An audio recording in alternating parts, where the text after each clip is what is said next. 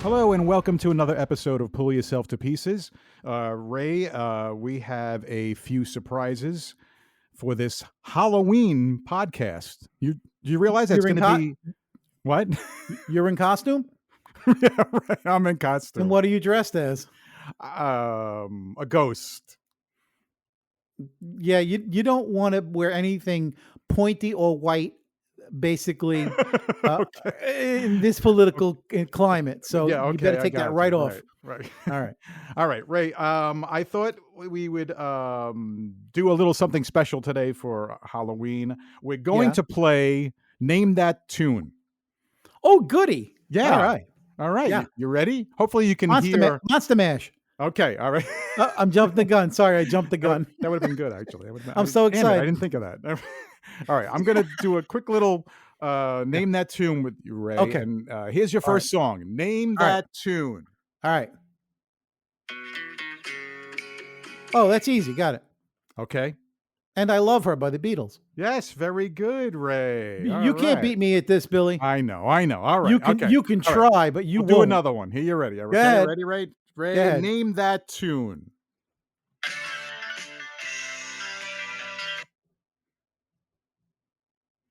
Uh-oh. Give that to me one more time. I got- Give it to me again. Oh, rats. I know that. Come on, you know that. No, you got me on that one. Oh, really? You sure? Yeah, wait. That Come on. You know it. sounds like an Eric Clapton song. No. This country. Oh man. Give it to me one more time. Oh yeah, I know that song. I just can't put it in. I can't put it in context. Sorry. All right. Okay. All right. It's a Well, you it's a gonna tell me what it band is? that was also a place. A band that was also a place. Yeah. Well, let's see. We have Chicago. I don't think it was them. A band that's also a place. In this country. A band that's a place. A city. A city. Boston. Yes. It's Boston. Wait, and I almost had the song. Now I almost have the song. Hold on.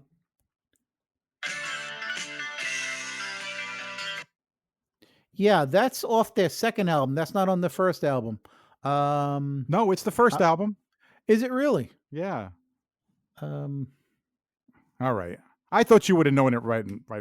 See, you thought you knew them so well. I was close. Yeah. All No, right. I knew the song, but Okay, yeah, you just couldn't remember the title. All it's definitely Boston. I mean, they have a really unique sound. They All right, really and did. All right, and I'll do one more for you. Here we go. Go ahead. All right. You always gotta be ahead of the curve. There are cursive prices. Oh, golly, that's interesting. Gee, I like that. That's You like that? That sounds really new. You know, like something from like All the right. Well, Ray, you may 2000 not know who that is, but guess what? What? That artist is in our green room. No way. Yeah. How much did we have to pay him? All right. What did you promise him, Bill? Listeners, we have a treat for Halloween show. Today, we have a very special guest in our studio. It's going to be our first musical guest, Ray. Oh, boy. Yeah. Yeah. He comes from New Jersey. He's currently living in California, San Francisco. He's a software engineer by trade. But we look forward to him setting the world on fire with his musical talents. Please welcome Sebastian. Yeah. Oh, woo. Yeah. Hey, guys. Wow. Hey. Wow. A one name artist, kind of like Cher. Well, it's not my artist name. It's just that my last name is, I wouldn't want to spend 5 minutes getting you to pronounce it, honestly. Gotcha. Right. Gotcha. Right. Very good. I've seen Smart move. Yeah. it. It hurt. Well, welcome, Sebastian. Thank Yes. you. Good to be in the green room. Yeah. Were there cookies in the green room like there was supposed to be? Oatmeal raisin. No, that's good. Yeah, that's good because the I'm a last time they fan. were chocolate chip. Yeah, Okay. That's the treat for Halloween. yeah. Okay, that's I'm all sure you all the get, huh? kids Boy, the kids what a shiver cheap at the show. thought of oatmeal raisin. Yeah, But what a cheap show. All you get is cookies. You don't get anything to drink. You don't get any alcohol. Nothing. We're on a yeah, I can budget. deal. No, I can deal. Yeah. So, Seb, as I had said in the intro, you are a software engineer by trade, and you know, obviously, I would say, I would obviously we're looking for you to explain your interest in music, that little bit that we played of that song. Uh, I've heard it. I don't know if Ray had actually really heard it, but I think that your music that I've heard is fantastic, and I think our listeners are going to be actually surprised of how much of what we heard was you. Yeah, well, I'll definitely play that song later on, and kind of give you the full scoop on it. Well, give Um, us a little bit about your background. I mean, you said you told me that you're originally from New Jersey, so you spent most of your life in New Jersey. yeah, so I was born in Poland, and Oh, I you immigrated here to New Jersey with my parents when I was around 5 years old, 6 years old. I oh always forget really? exactly when. Yeah, but I pretty much grew up in New Jersey, went to college in Boston, and then somehow found myself 3,000 miles away in San Francisco. So, Wow, um, yeah, but wow, definitely a Jersey boy at heart, I would say. yeah. Is would you say that where you're from that has affected your career, affected the music interest, or when Um, it's kind of hard to say. yeah, I grew up in a small-ish suburban town called gotcha. Manville. Population 10,000, split right down the middle by a huge railroad track. Wow. And the high school was about 300 kids, so it was a really like tight knit community where um, you pretty much knew everyone by name in the high school. And then whenever you wanted to sample anything, be it sports or like the arts, you had the opportunity to do that. So I think it was formative in the sense that when I had an interest in music in high school, I was able to be in all the bands, the jazz band, the concert band, do a little bit of Oh, theater, do the right, marching band. right. Whereas in larger schools, it's kind of hard to do that. You have to pick one thing and be really good at it to be, um, in the marching band or in varsity in football. Gotcha. But You you have any siblings? nope, only child. Oh, okay. Are your parents musically inclined, or Um, Not really. oh, But my so, dad definitely was a huge music fan. okay. Growing up in communist Poland, there really isn't a lot of opportunities to listen to Western music. So whenever they got a chance to like listen to stuff like Depeche Mode, um, Right. or even Nirvana, it was like a completely different planet. So he always recalled these listening to music as like this divine experience that where everyone got around into a room and listened to the one copy of the CD that they had between all their friends, stuff like Oh, that. Um, but yeah. so it So was definitely a big impact in like my dad's life, I'd say. sure. Yeah. So if I know by trade you're software engineer, and music obviously is, would you say it's one of your biggest passions, or Definitely. yeah. It's kind of funny. I have two full-time jobs. I finish my day Wow. as a software engineer, and then I come home, and then I just sit in my studio, and then I go to sleep. That's pretty much my life.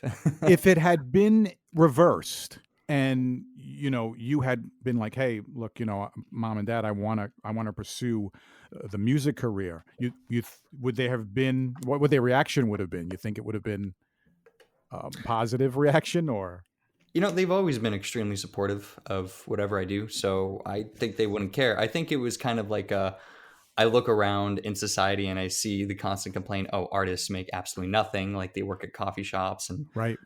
try to do it on the side, try to make some money out of it. So I kind of walked into it with a perspective of, I don't know if I could really make this work as a career.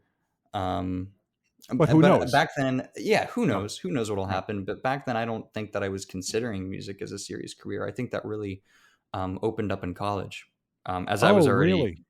Really? halfway to finishing my degree. So Yeah. yeah.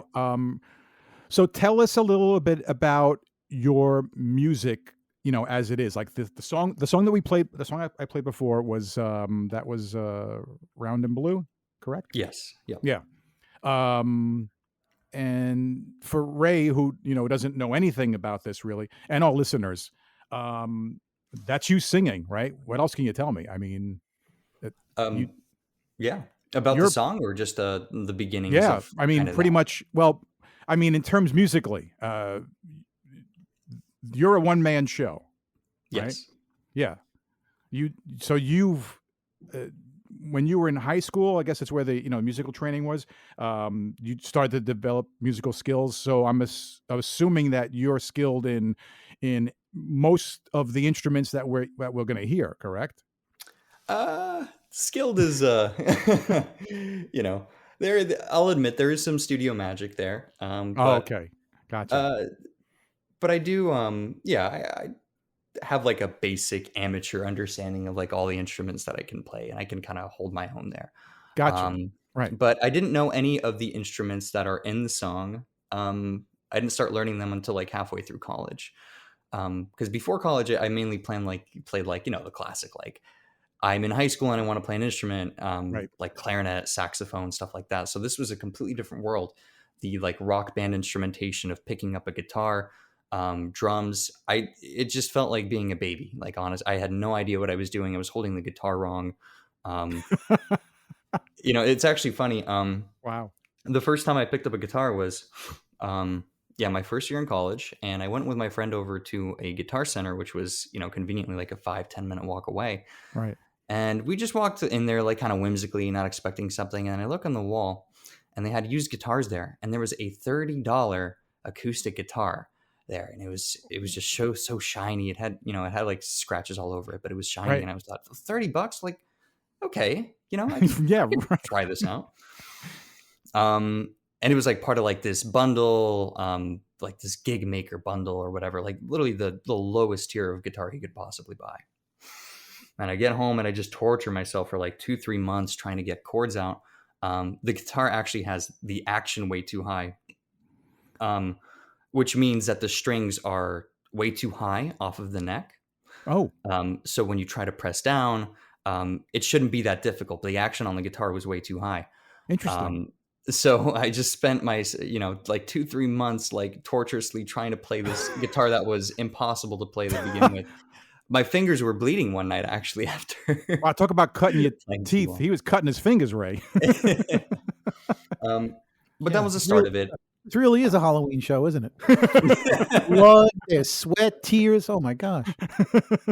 Hey Seb, did you take music theory at all in high school? I no. It was mostly just like being in bands, and that's how you learn it, right? You learn to read sheet music, stuff like that. So When you were in the band, what instrument did you play? I played the clarinet first of all. That was the first thing I picked up in fourth grade. And So then wait, so back up. So you're going too fast. So you picked up the clarinet and you just taught yourself how to play it? no, it was like a band program at school. All right, Um, but somebody still has to teach you how to play it though. yeah, there's You just band don't pick classes. up an instrument. So in your band class, they actually taught you how to play it. It was like an after school curricular thing. Yeah, basically, it was like a Okay, group good. instruction. Because when I went to band class, you had to know your instruments. They didn't teach you how to play, and I didn't Right. play an instrument, so I only lasted one day in band class. Oh, really? True story. Yeah, I didn't know that about one you. day. But Wow. so when you went to band class, they actually basically taught you how to use the instrument that you picked up. All right, that's interesting. I didn't know that. Well, it was a small school, so basically, it didn't matter whether you knew the instrument or not. We got to take what we can get. We got to have a band. Oh. So Oh, Oh, I I see. see. We're gonna teach Okay, you. all right. So, okay, I got Yeah. you. Right. and obviously from clarinet, as you got older, you went on to different instruments, or it's kind of stayed Yeah. with the. Oh, okay. And I was in marching band in like middle school because they didn't have enough people in the high school. So they started looking to the middle school to get people for the high school marching band. Wow. Which is Wow. funny seeing these tiny little preteens, Yeah, right. competing against seniors that that's- have cars and are about to go to college. You know, Yeah. Oh, that's funny. and so at one point, my band director was like, "You're too quiet on that clarinet. We need you to move to something else." So I picked up the alto saxophone. I did a little bit of jazz band as well. Nice. And that was pretty much it. Yeah. And I also did a baritone horn for drum corps, which is kind of like a professional marching band circuit. Because my band director said, "Hey, you should try this out. If you're really passionate about marching band." I did it for a season. That was really fun. So you Well, stuck with the what's- wind instruments through the early years and high school years. Yes. Okay, Yeah. got it. It's interesting that he picked instruments that aren't popular with young people today. Think about it. Those instruments would have been popular 30, 40 years ago. But, most kids don't look at those instruments and think, "Oh, I want to play the Yeah, clarinet." but No, they unfortunately, look at when it guitars comes to the and school bands, there's not really that much of a call for guitarists. There's not much of a call for like bassists, right? I mean, there's Right. not going to be much of a Yes. call. So Even so drummers, it's going to so be. so basically the fact that you were in the band decided the instruments you were going to pick up. So one was the result of the other. Right? If Yeah, you hadn't yeah. been in the band, if you hadn't ever been in band, there's a good chance that you would have picked up a guitar or the drums or a keyboard and started with that. But because you were in the band, obviously those were the necessary instruments, so you picked those up. Would you say? Yeah, and of course there were kids in the neighborhood who had their garage bands and would play like pop punk and stuff like that. But I don't know. I never really latched onto that. I just really liked the whole Wow. band, the whole like 30, 40 people coming together to make something. Oh, you're an I latched onto old that. soul. You're an old soul. I as guess they so. say. I guess so. Yeah. Yeah. Oh, so you I- didn't do the garage band type of thing, really? You didn't. No, but I mean, No. there was also like a barrier because when I was 15, I think most guys at some point of their life are like, "Oh man, I really want to try electric guitar." Like those, like Eddie Van Halen, like looking up at them on stage and be like, Right. "I want to be that." And I asked my mom, can I get an electric guitar? And we were really tight on money, so she was like, "But you already play clarinet, and saxophone, and Gotcha. the saxophone I had rented from the school, and the clarinet was way back. So it's like, are you really? I'm gonna buy this for you, and you're not gonna play it." So that was probably one of the reasons why I never picked up like those instruments earlier on. But it was okay. Yeah. There was lots to keep me busy. So then we get to college level, and then that's when you started. Did you first start? I'm assuming you definitely started messing around with the piano. I assume, right? Yeah, I started Yeah. listening to a lot more a lot more rock, branching out my music taste, as one probably does in college.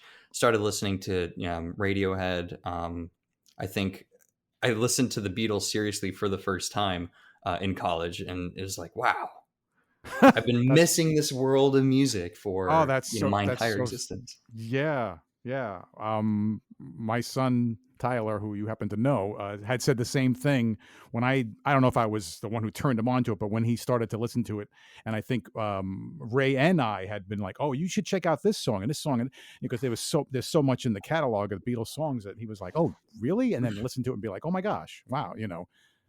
Never knew, especially these bands that are long broken up now, that. Yeah.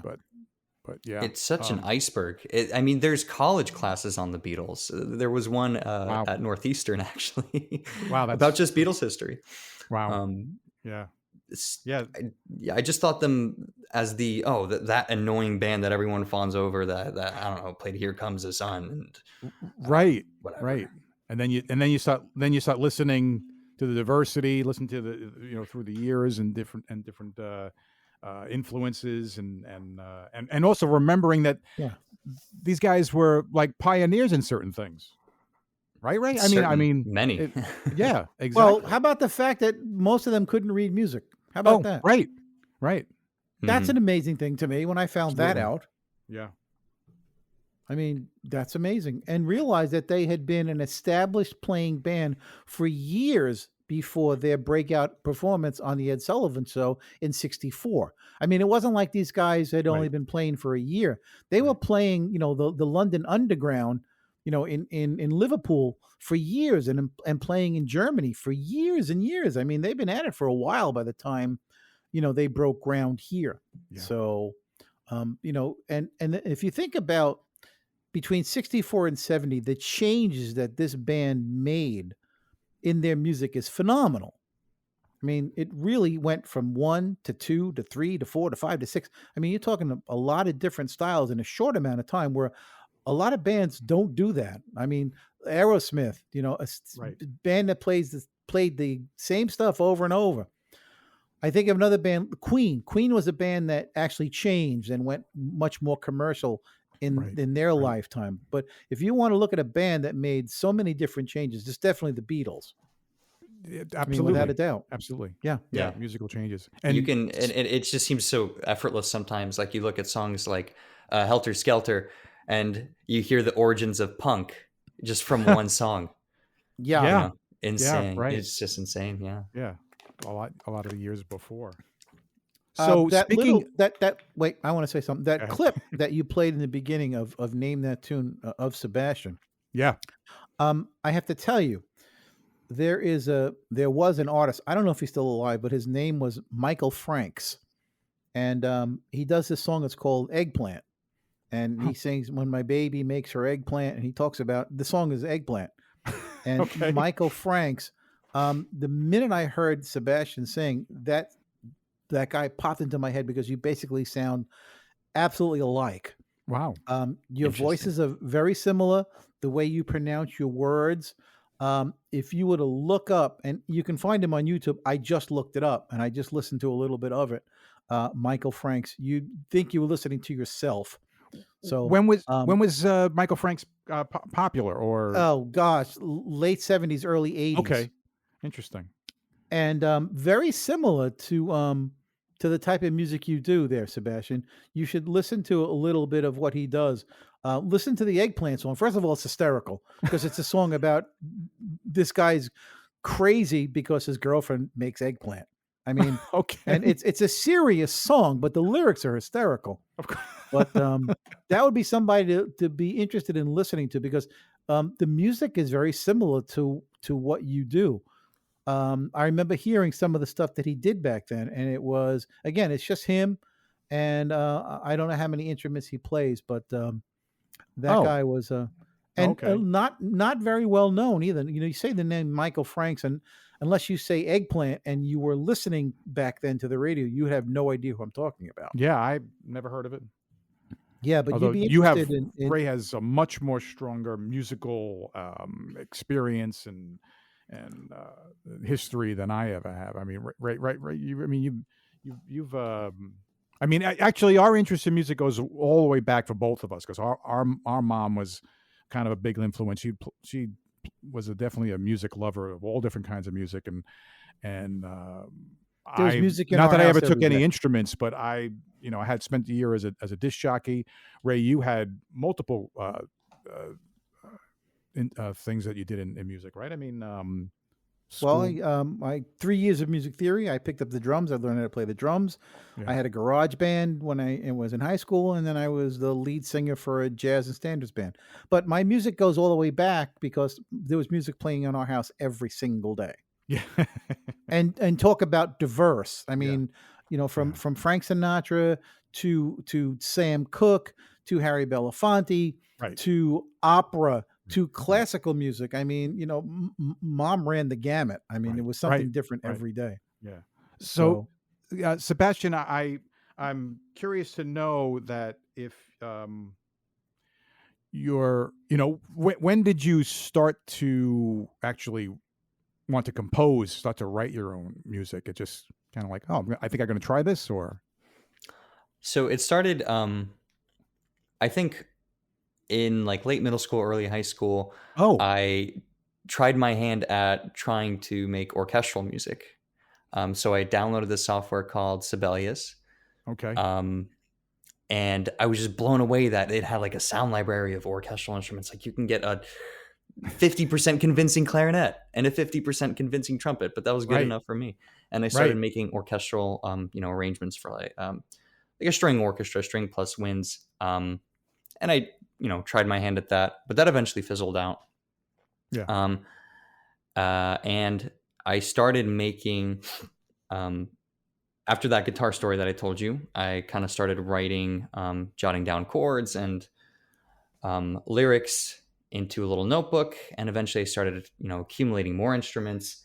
I picked up a little MIDI controller. I picked up a little electric guitar, and eventually these little notebook jottings became loosely constructed songs, and that's kind of how it took off. I love that. Um, it's not. I can't really recall the entire evolution in my head. It just kind of happened, Right. Like over time, I Right. just ended up with songs and instruments, and here I am. Yeah. Yeah. Um, So, you are in the process, or of putting together, what you could say, a full album, an EP, or what's the? yes, it's going to Okay. be a full album. Okay. I'm done with about 5 of the songs, Okay. and I'm planning to put somewhere in the ballpark of 12 to 13 songs on it.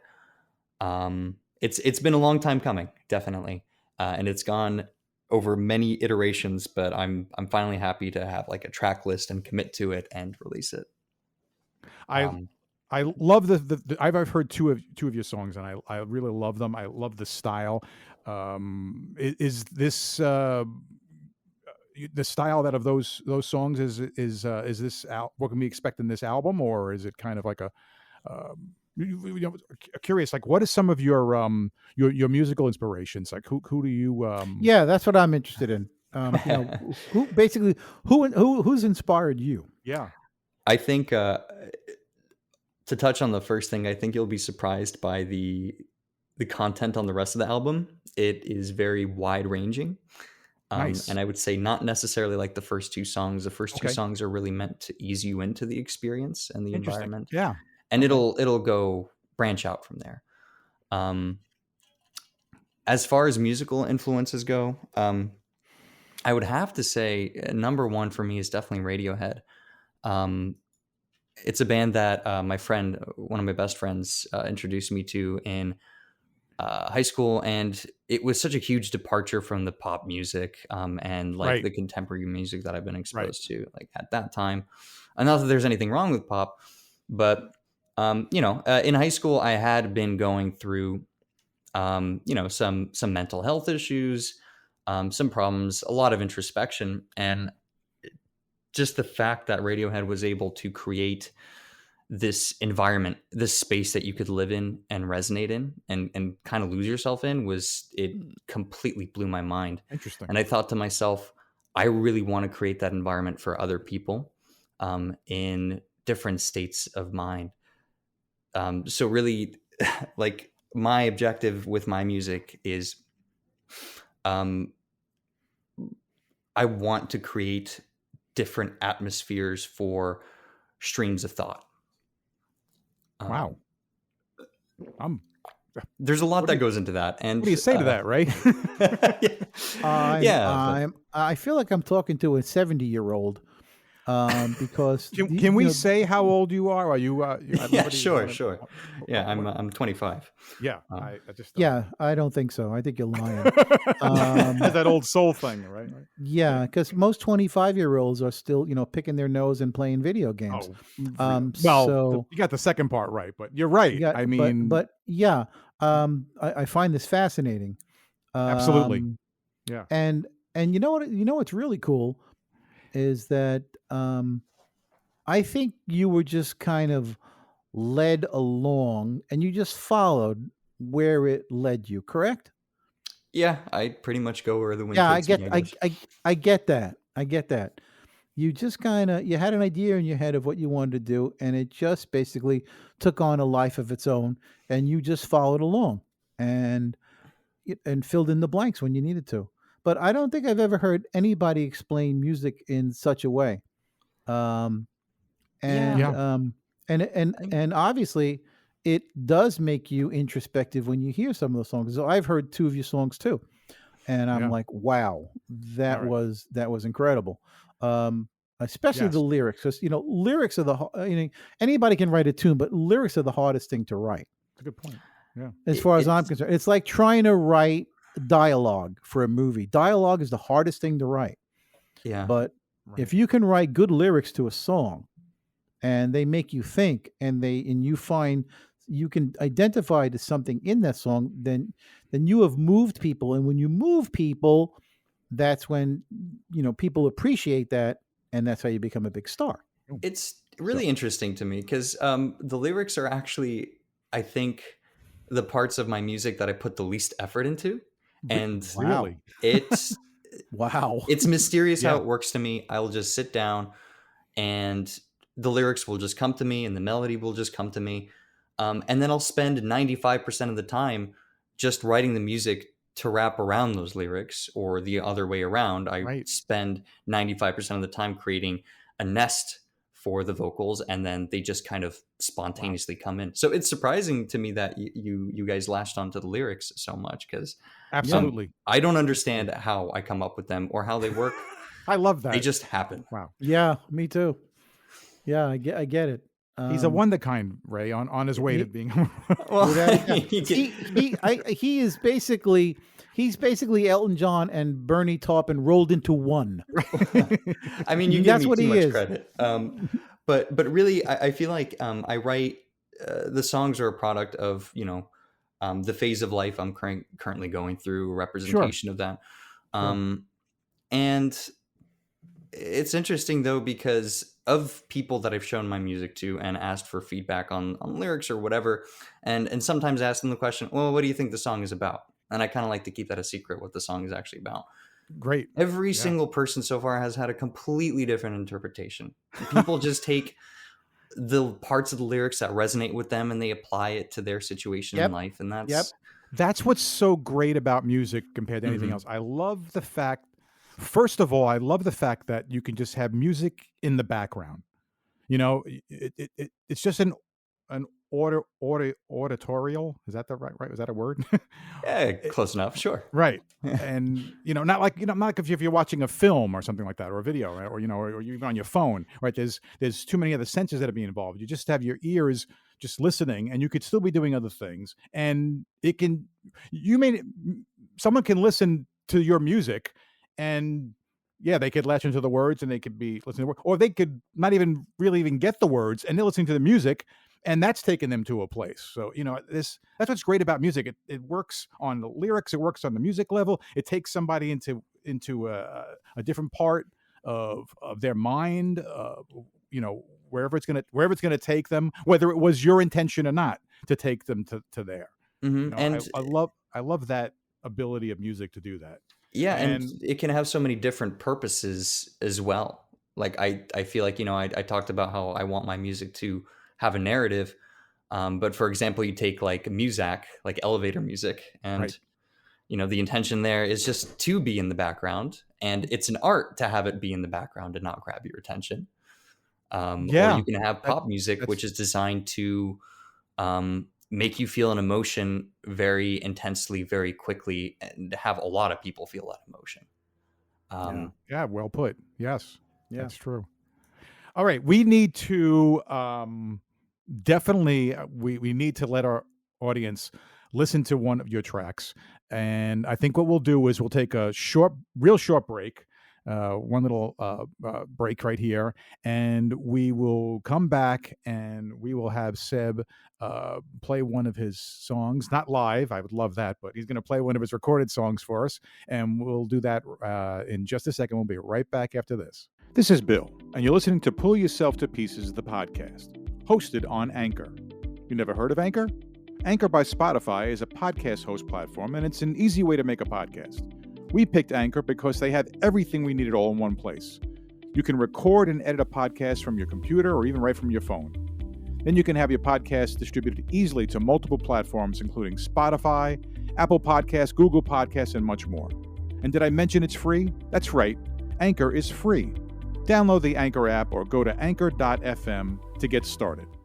All right, we're back here in the studio with Bill and Ray and our guest Sebastian, a young man of multiple talents. Besides being a software engineer, he has musical talents that we're about to hear right now. Seb is going to let us enjoy one of his songs that's recorded. Seb, what are you going to let our listeners hear for us?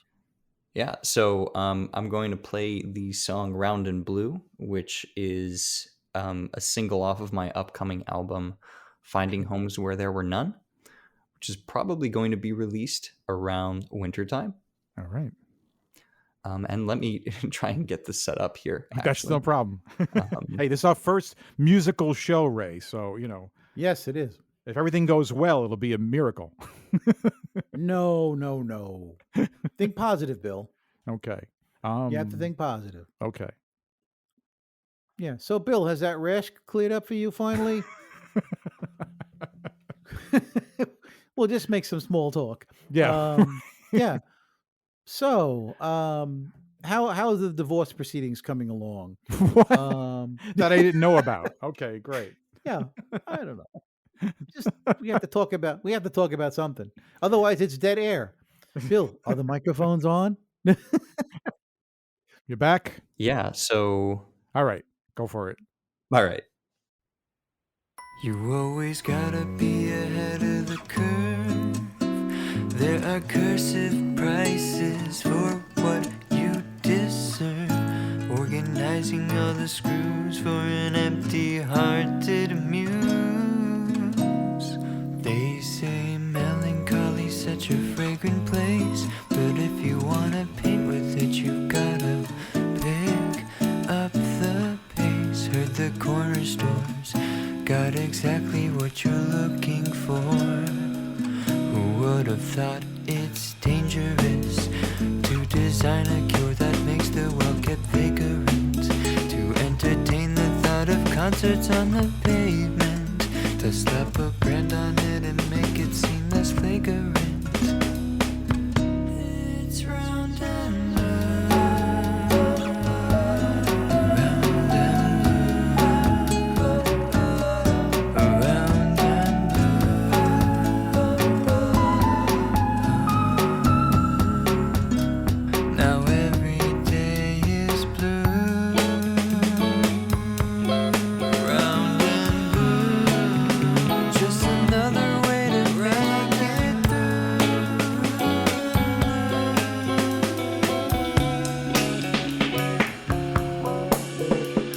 Such a purpose-driven alloy stuck in an ocean of artificial motion. Has it even crossed your mind to give thanks and release to the earth that gave you peace? Not even a moment for silence. 2.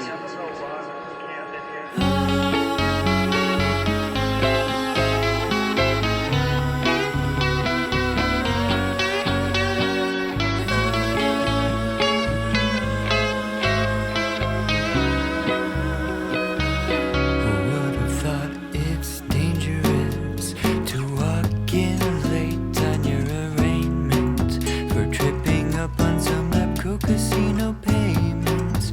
Who is it here that's really hurting from an ailment? Dee-bee-doo-ba-dee-da-yee-dee-bee-die. There are cursive prices for what you deserve. Organizing all the screws for an empty-hearted muse. Every day will feel the same, but through crystal clear veins. These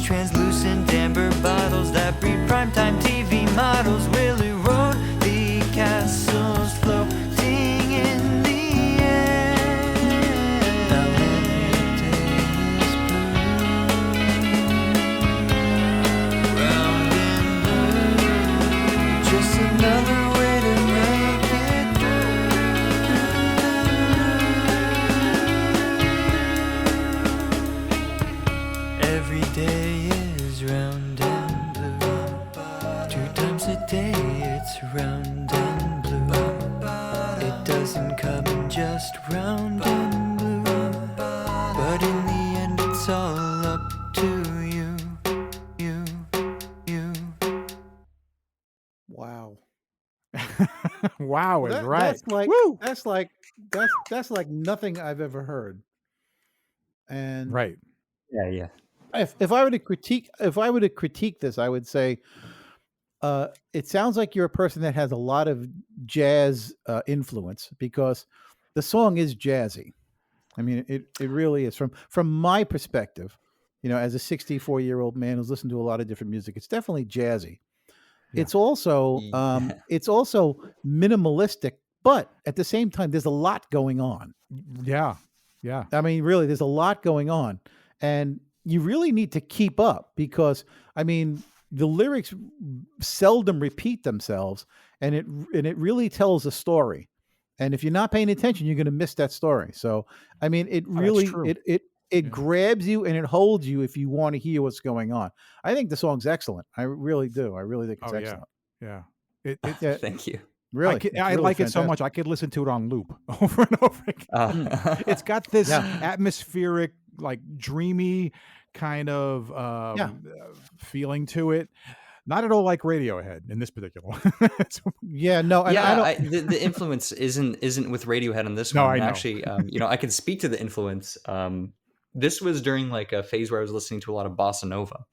Oh, Yeah, interesting. right, exactly. Yeah, Wow. Yeah. yeah, I get that. Um, Yeah, So it was just interesting to me because I always heard bossa nova and I was like, oh well, this is like some like probably like Brazilian like pop music. And then I Yeah. turned it on. Not that that's bad at all. Like right. love like all like the dance hall and all like the dance music as well. Right. But I turned it on. I was like, wait, this is jazz. Yeah, I had absolutely no clue. I was completely sucked in, and it was it was just like a spin on American jazz that had its own flavor, its own culture infused into it, and I was just gripped into Yeah. it. Yeah. And so that I tried to kind of imitate a bossa nova kind of chord progression, and it just took on a life of its own from there. It has this European kind of Girl sound. from Ipanema. I think I Well, I hear that guess, song and yeah. I think of the girl from Ipanema. Really You know, interesting. very Yeah. right, very not a lot of instruments. Yeah. Very the vocals are kind of just above a whisper. Yeah. Yeah, he But I doesn't. like You how don't. you had multiple layers of vocals in there in some parts, and that's Yes, all you, that right? was. Yeah, That's Yes. yeah. yeah, I love that part, and yeah. That was I great. really like. I don't know if this is intentional. The song is called "Round and Blue," but I like the way the song comes back around. You know what I mean, Ray? The song is like Yeah, a it does. circle Yeah, in a it way, is. right? Yeah. And I think that's really I'm hoping that was intentional. If not, it just works really well for me, and I just Maybe it was. Maybe it was. Maybe it wasn't. Who knows? Yeah, I think that song is going to have mass appeal. sure. It's going to definitely grab an older audience, and it's definitely going to grab a younger audience that are tired of everything else that's being played out there and actually hear something different and latch onto it. Yes. So Oh, Without a maybe it doubt. will. Maybe it won't. Who knows? right. No, I am curious. I asked this to everyone though, and maybe I don't know if you latched onto the lyrics too much, but what did you think that the song was about, if you were to interpret it? Oh boy. you want to go first, Billy? Oh no. I need to it- see the lyrics. It kind of reminds me of the song "A Day in the Life" of the Beatles. It's one Oh. man's struggle to basically kind of fit in. There's a lot going on in his life. There's a lot happening around him that's pushing on him. There's a lot of outside pressure, and it's like, how am I going to deal with this? And Wow. that's what I got from Again, the lyrics move fast. If you're not paying attention, you're gonna miss a lot.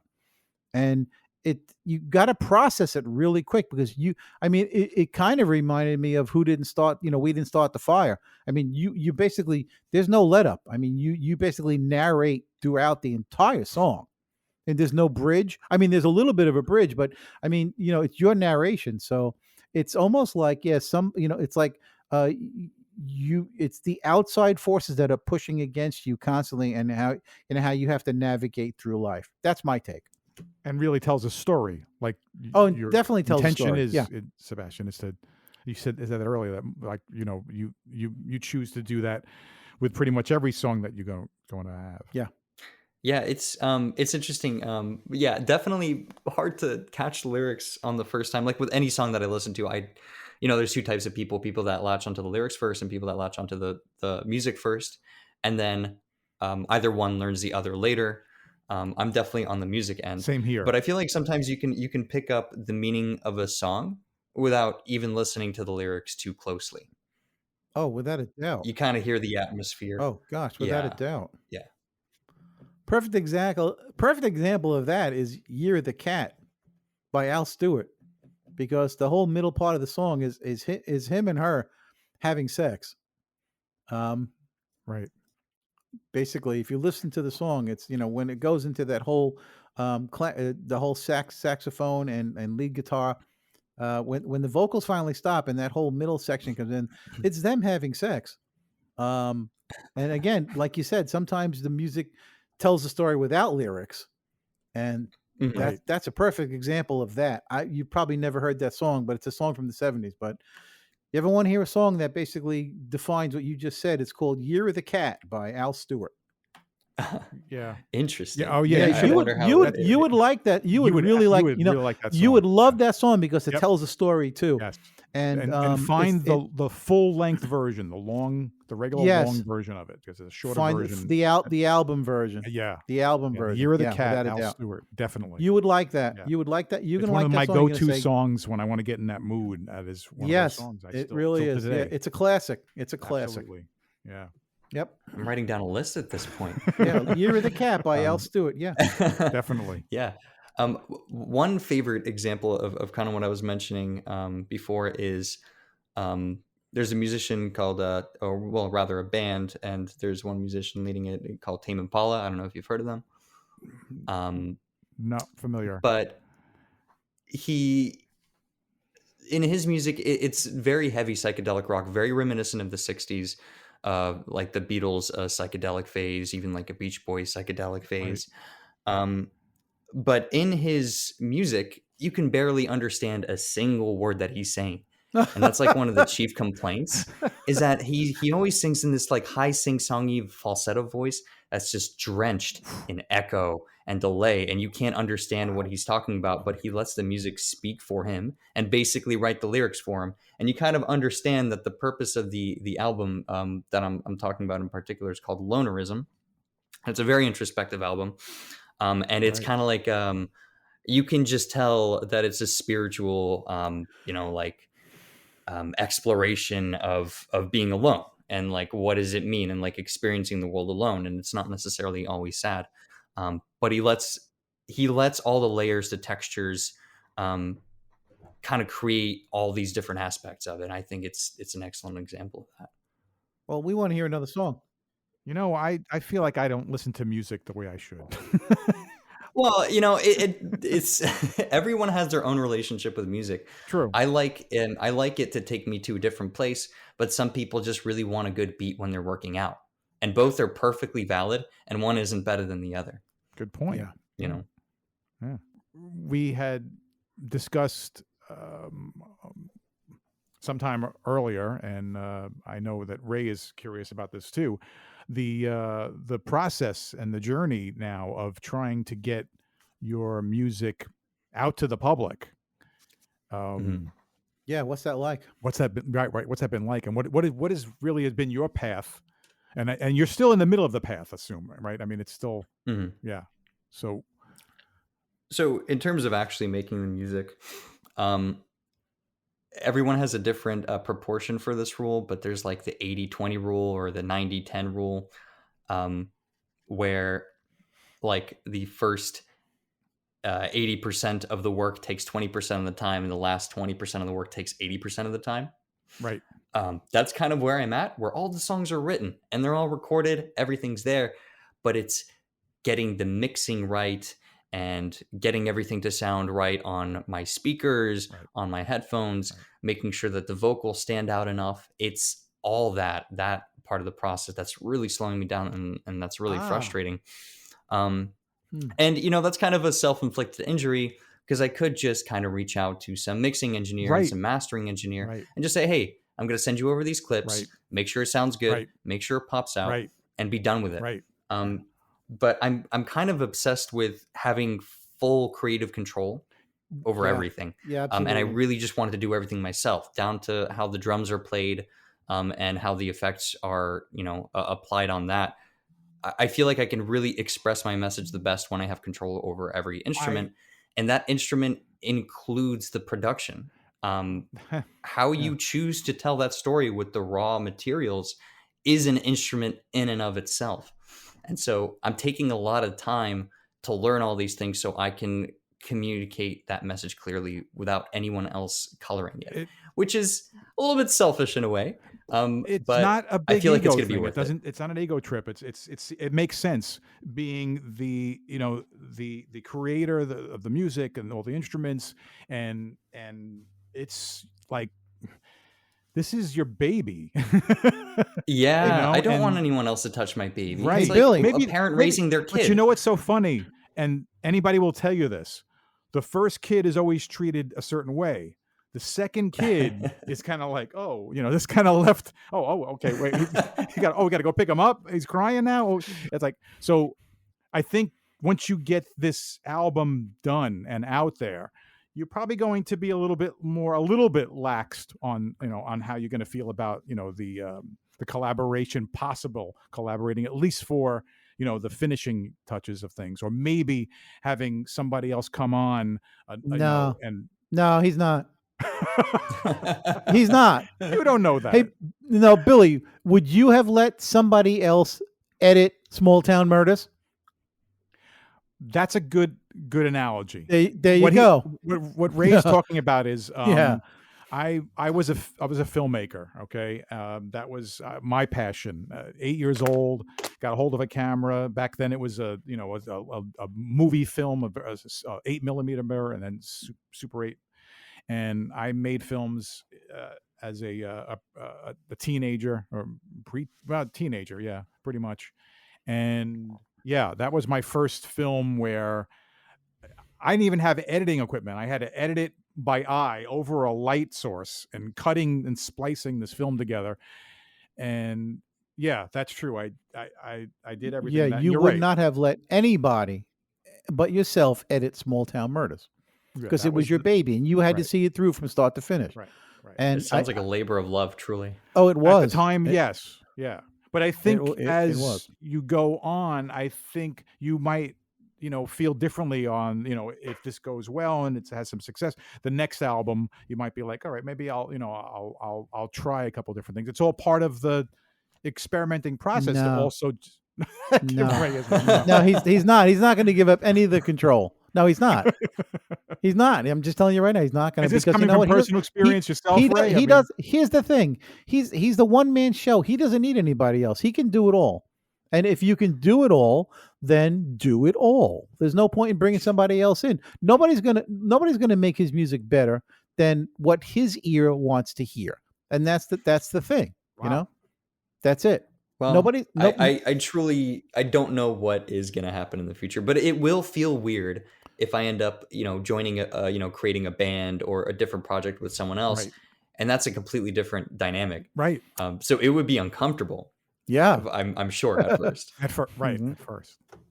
But something but that you probably could only benefit by experiencing, even if even if it's just, oh, I'm going to try this, I'm going to see what happens and see where that goes.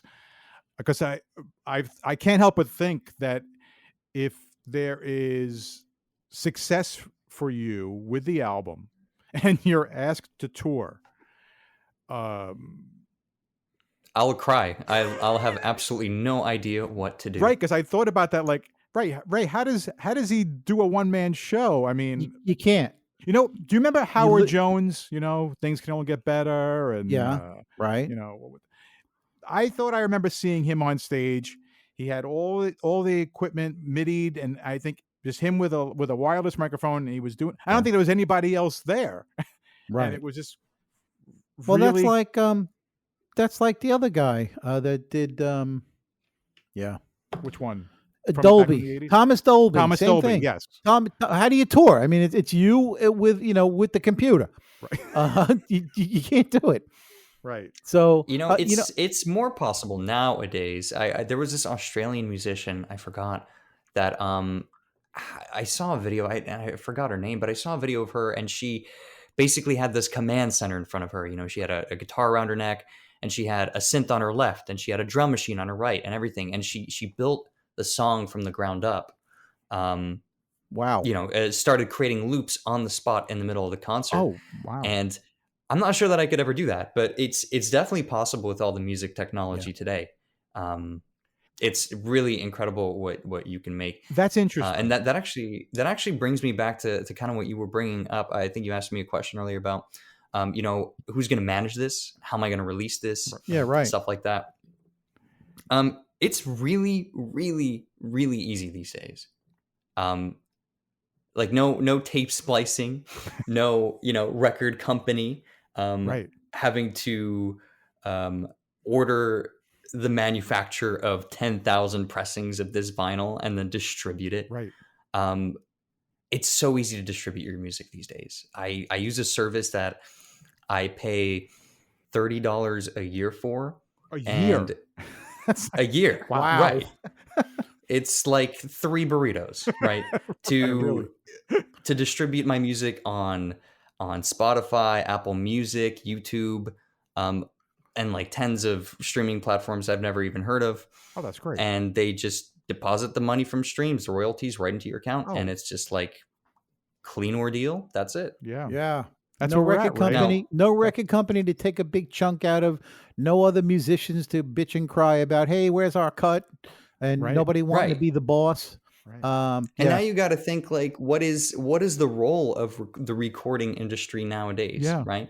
Well, you think, okay, well, maybe they produce the recordings and they have all these fancy studios with these sound control rooms, but you don't really need that, right? You've proven it. This is the era of the bedroom musician in which Yeah, you can right. spend $200 and you can have a full studio with a universe of sounds and the most powerful software to create any music you want. Yep. Wow.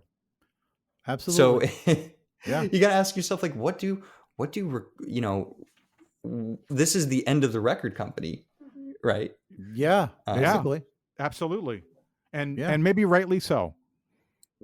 You know? Yeah, I mean, it just changes. These industries change. Yeah. But I think it's so beautiful that this low bar or this low cost of entry gives everyone a voice, and really the musicians that were otherwise, maybe had stage fright or maybe just were a little nervous putting themselves out there to like a record company sending a demo over, like their voices are now heard.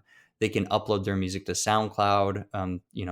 They don't have to go to a studio and spend the money to record.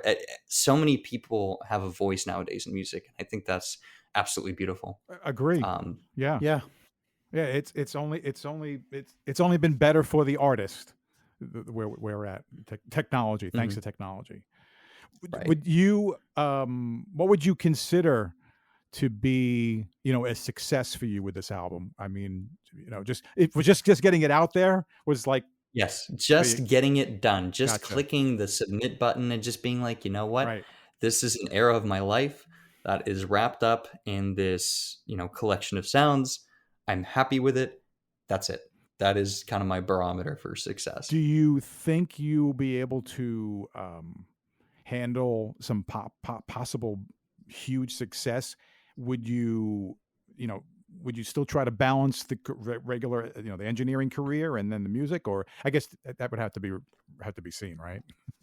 I have absolutely no idea what that looks like. Yeah. And I don't think anyone is prepared for fame and success before they achieve it. Yeah.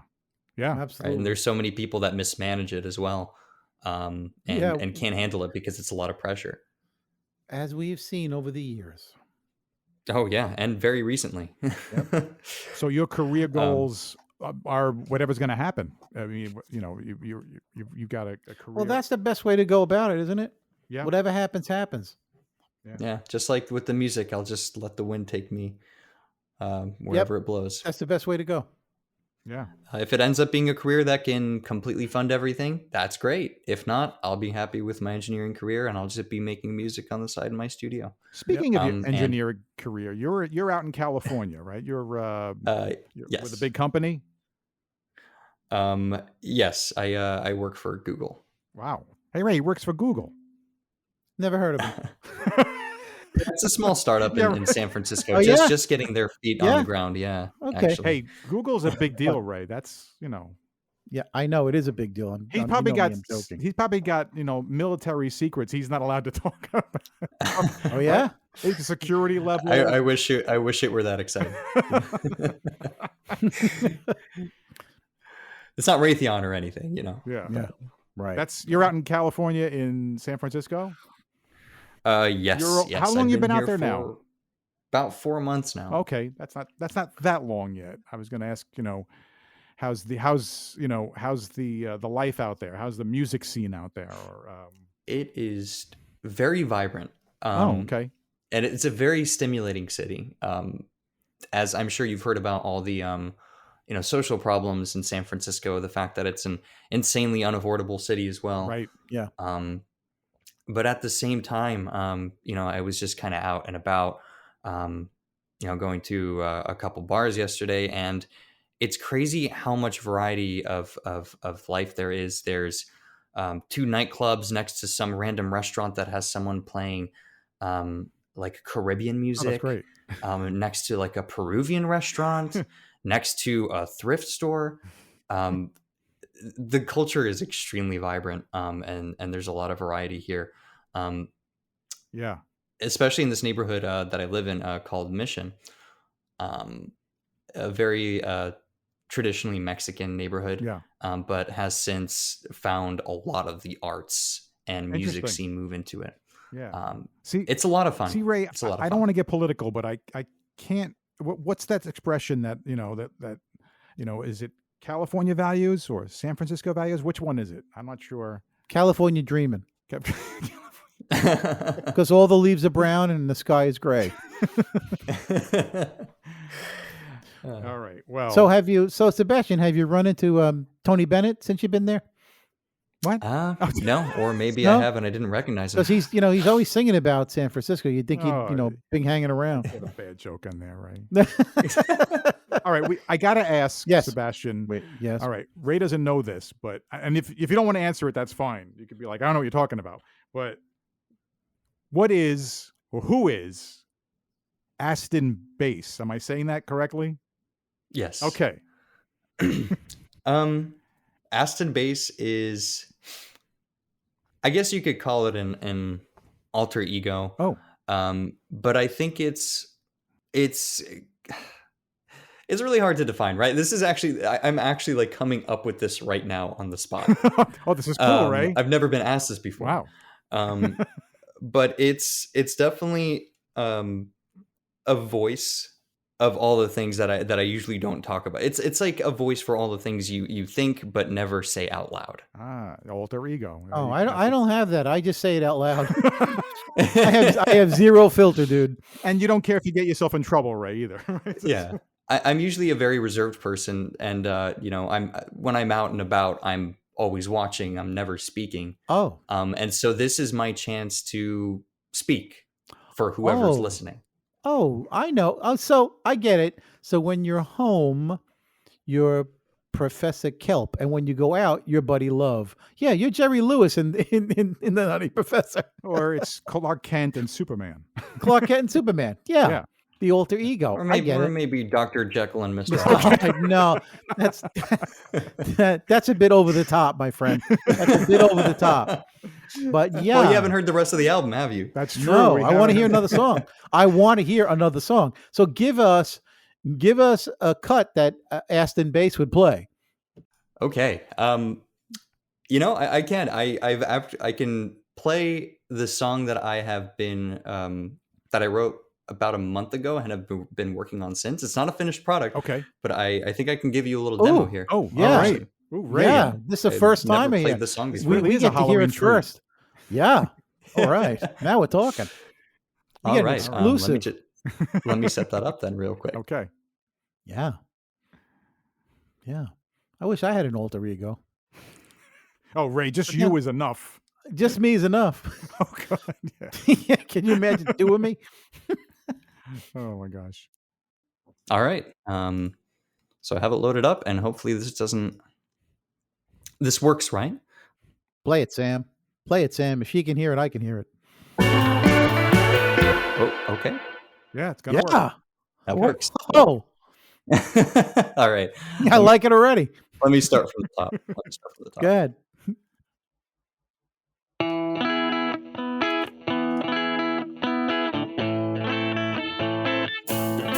You just dig a hole in the ground, then you fill it with whatever you want. If you're rich, you fill it with gold. If you're poor, you kick the dirt back in. Well, if you've got friends, then it won't take long. And if you've got none, then go find some to get it while it still feels small. I'm the baddest digger of them all. I bring a sharpened shovel wherever I go.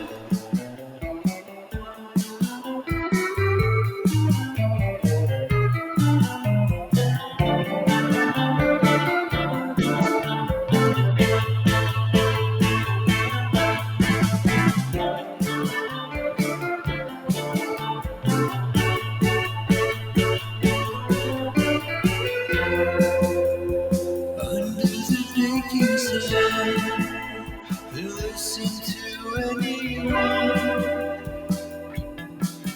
who waves their finger round and round, but no one knows where to plant their feet.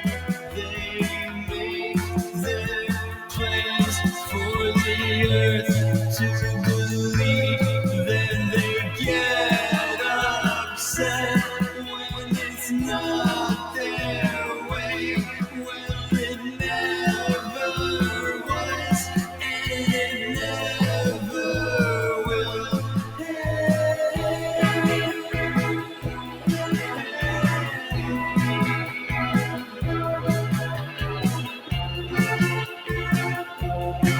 Just like the dirt will always be replaced. Be replaced.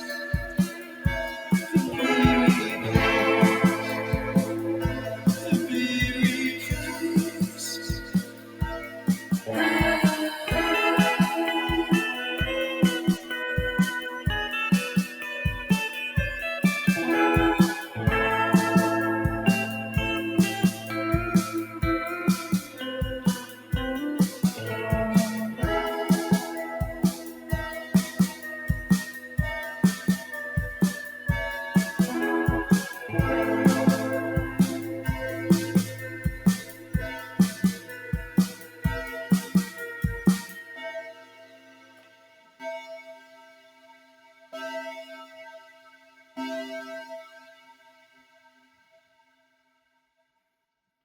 Wow. All right. So you have definitely heard a lot of different genres of music in your day. Oh, that was real interesting. Yeah. Because if I were to describe that song, this is how I would describe it. Well, it's beach music mixed with Alice Cooper and a little bit of Stone Temple Pilots with some 50s horror film music mixed into it. Wow. Man, That- it's like everywhere. It's got everything. I mean, the background drums is definitely, 50s, and it reminds me of some beach music in a way. And you kind of remind me of Alice Cooper telling, like doing Yeah. Yeah. I like loved doing it. a ballad. And then there's a little, I like the instruments. It's reminds me of Black Hole Sun. I mean, really, there's a lot going on in that song. Also, I don't know. Seb, are you familiar with Roxy Music, Brian Ferry? No. Oh, right, You Ray? should be. Yeah, Yeah. you should go Yeah. check out some Roxy Music, Brian Ferry stuff. Oh my Which gosh. this is Yeah. right in that vein. I Yeah. loved it. I loved it. Yeah. Absolutely. Oh my gosh, I can't wait for this It's album. it's it's nostalgic. I mean, it's a throwback song. It definitely reminds you of older stuff. You Yeah, know, all older stuff came to mind. You know, the beach music, and early Alice Cooper. But man, it's got everything. I mean, it's a catchy tune. That's the yeah. other thing. The That's what tune it is is. really catchy. I mean, it really is. I And love it. that was kind of a rough that you gave us. That's not totally ready, right? No, But that's probably like a month of work okay. away from. Wow, but still sounded. I mean, it still Yeah. sounded great. Yeah, Thank you. I'm glad you liked it. It's yeah, funny. You really. bring a lot of the nostalgic things up. There's definitely a lot of subconscious borrowing going on Sure. Yeah, whenever I write the music. yeah, I'll like just be listening, to my music, and then some song comes on. Like, for example, actually a couple days ago, like Monsieur Lou by Dick Dale came on. I was like, Uh-huh. this is the song. This is like the influence. All right, okay, Ah, uh, right. yeah, yeah. I This is like this. that expression, yeah, subconscious borrowing. Yeah, yeah, Right? I don't think I it's. think that's like yeah. 95% or maybe Be- more of what's most funny of us. We get through because life. I've got 40 years on him. Yeah. I can pick up all different parts of that song, or I Sure. can connect to something else. And I don't think he's heard most of what we've heard. So realize that for him, a lot of this is original. I mean, this is coming out of his head because he Yeah. hasn't heard what we've heard. More Well, impressive. So I Even mean, more that impressive. yeah, I don't know. I feel like there's a whole ancestry of influence, right? Like all this music from the 50s, 60s influence what's in the 70s, what's in the 80s, what's in the 90s, and Interesting. on and on. Yeah. And it's not, it's probably likely that I pick up some of these elements from contemporary music, and they've just become so distorted, and kind of like placed in such a weird context that you can connect it, but it's like, like you said, it's just like a completely fresh thing. But it's definitely a chain of influence, because most of the music that I listen to at the end of the day is from the 2010s and the 2020s. So it's crazy to me that right. it's God, nostalgia. Yeah. It is to us. It is. Yeah. Yeah. Because Yeah. you haven't heard any of that stuff. I guarantee, because they don't play any of the stuff that we listen to on the radio anymore. There's no place. I mean, unless Not you're really. on, Pandora, and you pick a channel, Right. the Sinatra channel, or the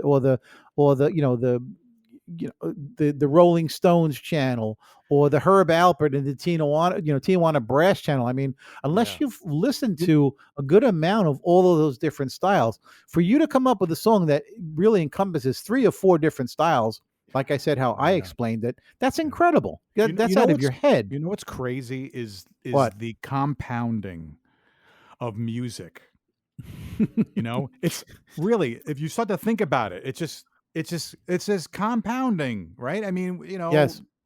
just Yeah. going back to as early as, let's say, the 30s, right? I mean, is the 20s, is stuff from the 20s ever really was that influential as stuff going? I'd say more like the 30s, right? The blues, kind of right, the start of the blues, the That start of that big last bands, that and then we go up. And everything, the and this last compounding for years. We got almost 100 years, guys, of music that is just going to keep compounding. It's kind of overwhelming.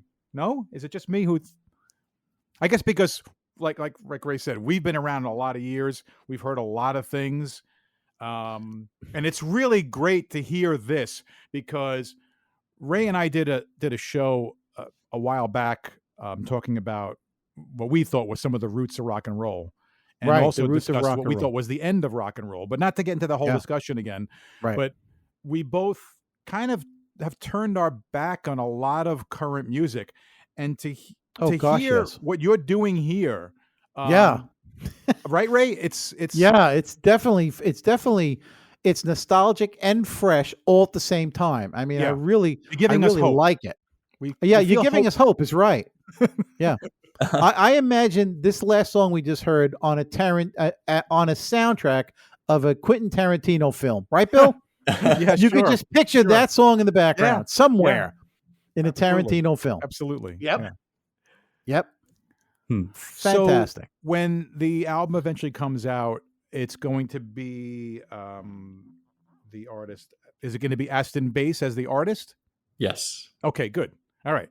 So then we can make sure our listeners know to be looking for Astin Bass eventually on all the major platforms, on Spotify, right? And Yes. anything else you can promote there that, or is it too soon to know? Now's for the sure? time.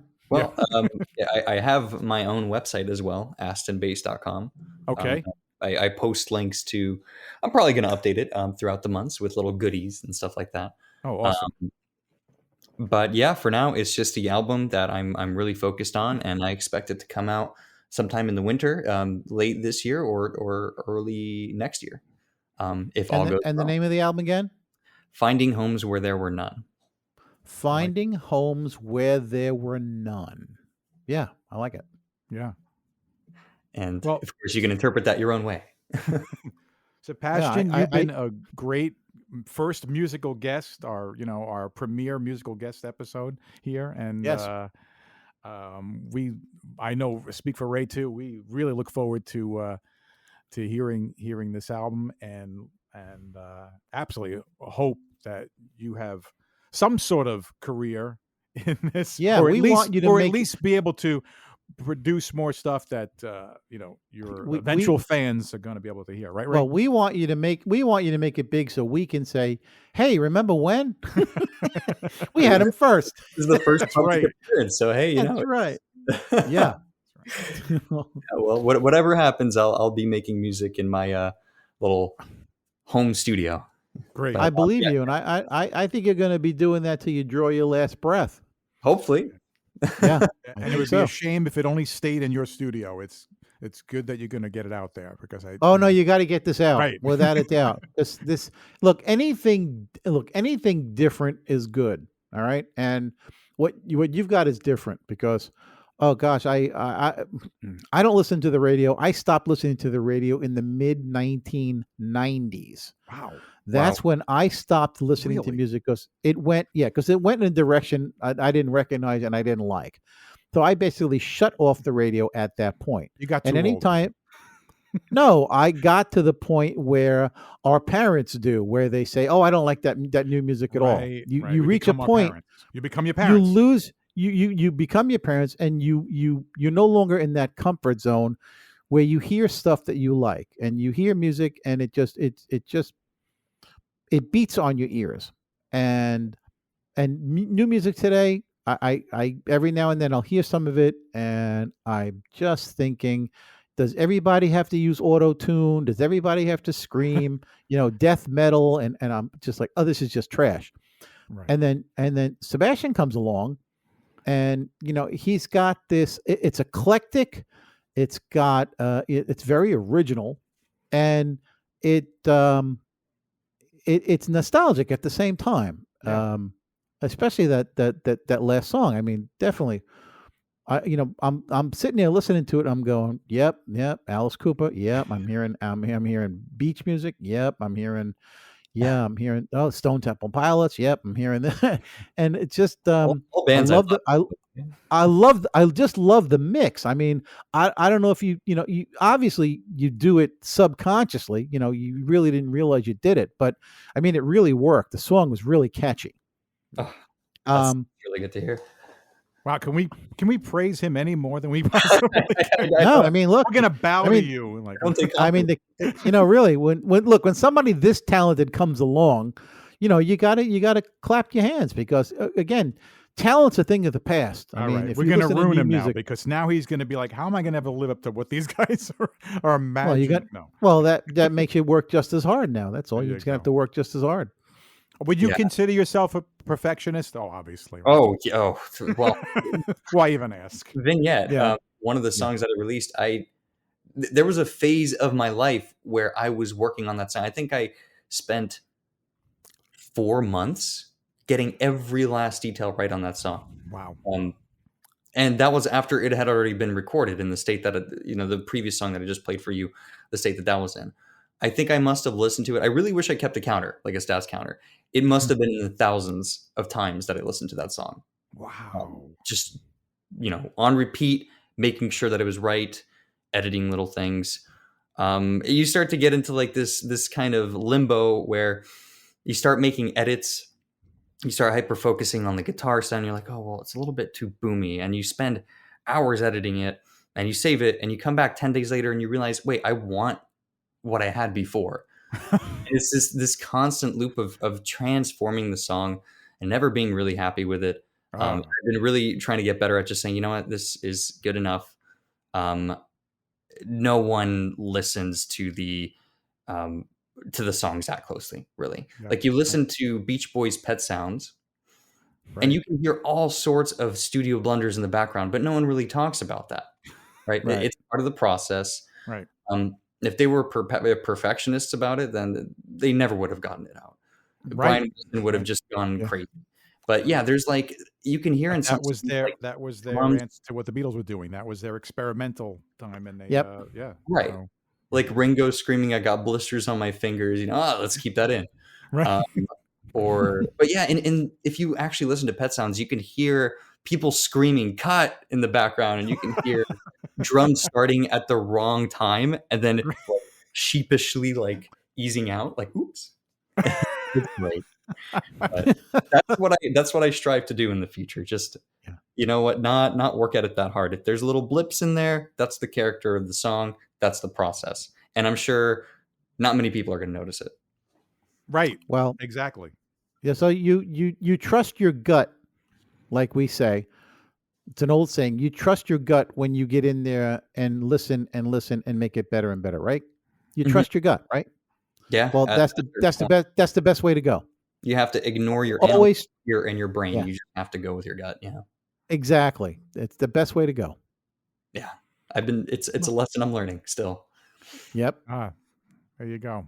Well, Ray, this has been a great show. Yeah. This has been a great show. Yeah, I really enjoyed this. Thank you so much for having me. It was really nice to have a space in which to just really dive deep into music, which is such a universal cultural element, right? Like you can talk about music with absolutely anyone and just have Well, a I'll tell you what. If fun. you ever want to come on again and chat about music with us, we'd love it. Yes. Oh, We I'd love to love talk. to come back. Billy and I love to talk about music. Love I mean, to. we do. So Yeah. if you ever want to come on again Yeah. Absolutely. and The door is open. like you said, The green room dig is it- waiting for you anytime. dig into the depths of music. You got two guys here who pretty much know a good amount about it. Yeah, and I have to compile a list of all the recommendations you made. Okay. Except for that Eggplants song, I'm not sure how I would feel. I did listen to a short snippet of that. It was really Yeah. uncomfortable hearing myself sing a song that I didn't write. Right? Am I right? Oh my gosh, you just Honestly, it was amazing. Billy said the same thing. He goes, "Oh my god." It's like, yeah. Yeah, because I So- don't remember Michael Frank said while we Yeah. were on a break there, I went and listened to a little bit of it, and I was like, oh wow, Yeah. Really? Yeah. You were right, Ray. Yeah. I know. But look, that's a good thing. All right. Don't think of it as a bad thing. oh yeah, no, Be- absolutely. because he's not a household word, but a name, but I believe you will be. So Oh wow, don't Oh, that's a don't lot of- sweat that's it. the only hope. Yeah. There you go. All right. On that note, we're gonna going say to goodbye? close out this. Yeah, we're going to close this show and say goodbye. right. And Sebastian, thank you so much for being in the studio with us. Yes, thank you. enjoyed you being here and the music, and we look forward to it. It is Astin Bass, and the name of the album is again Finding a home, where there were none. home where there was none. right. Yep. All right, Ray. We Yeah. going to close out our Halloween special show here, and Oh, okay. and we will be back for our next show. Who knows when that's going to be? And what do you usually say on our sign off here, Ray? Be good to each other out there. There it is. There it is. All right. Take care, everybody. All right. Bye-bye. Please check out our website, pullyourselftopieces.com. That's right. And you can subscribe to the show in Google and Apple Podcasts, Spotify, Breaker, Castbox, Pocket Casts, Radio Public, Stitcher, and YouTube, or via RSS, so you'll never miss an episode. And if you enjoy our show, don't forget to give us a high rating. And remember to tell your friends about the show. Thanks for listening to our show, and thank you to freesounds.org and Gottlieb, Audio Mirage, Plastabrain, Cognito Perceptu, FK Prod, Mirage Taser, Shadow Wisp, D-Boss, Viku Seru, Intra Environmental Sound Project, Julian Nicholas, Carmelo Mike, G Kill Hour, 140178 Sound, CMU Sound Design, Alan MG, Der Super Anton, Eric H2000, Bulbastray, FK Phantom, Ultra Dust, Ada Records, Stuart Colborn, Debroid, Cubidup, GJ, Syntax Seed, Inspector J, Astounded, Madge 061785, Just Invoke, Short Record, Lorenzo Sue, and Amma Kenzie. CreativeCommons.org/licenses/by/3.0/legal code.